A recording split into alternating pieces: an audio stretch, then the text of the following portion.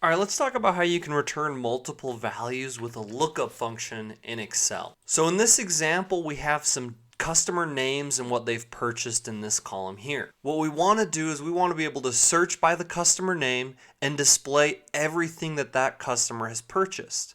For example, we can see that Jack has purchased product 1, 5 and 6, as well as 8 and 7.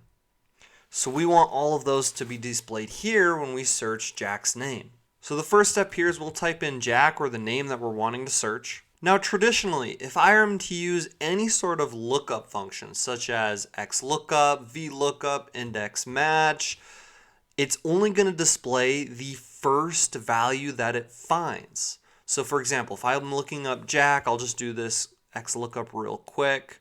If I'm looking up Jack here, and I want this to be displayed, and then we hit enter, we'll notice that only the first search result is displayed.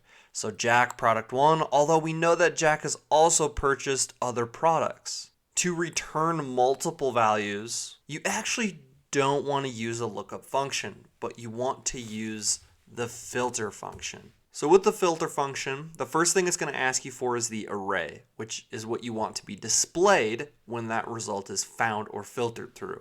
So in this case, we want it to be the purchases that Jack has made, or what he's purchased. So we'll select this column here. And this is where it's kind of more of your logical test, what you want it to include. So in this case, we want it to include any cell within this column that equals Jack. And then we'll hit comma, and if it's empty, we'll just do quote, quote to leave a blank or a space.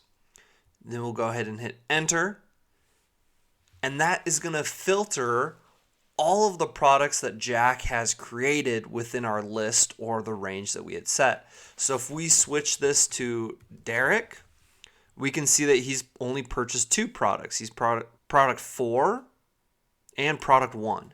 And so that will work with any name that you type into here. It will automatically filter and display the purchases that that person has made. So that's how you can return multiple values with a sort of lookup function, but not really, within Excel. Thank you so much for watching. Please subscribe and smash the like button. Thank you, and just have a great rest of your day.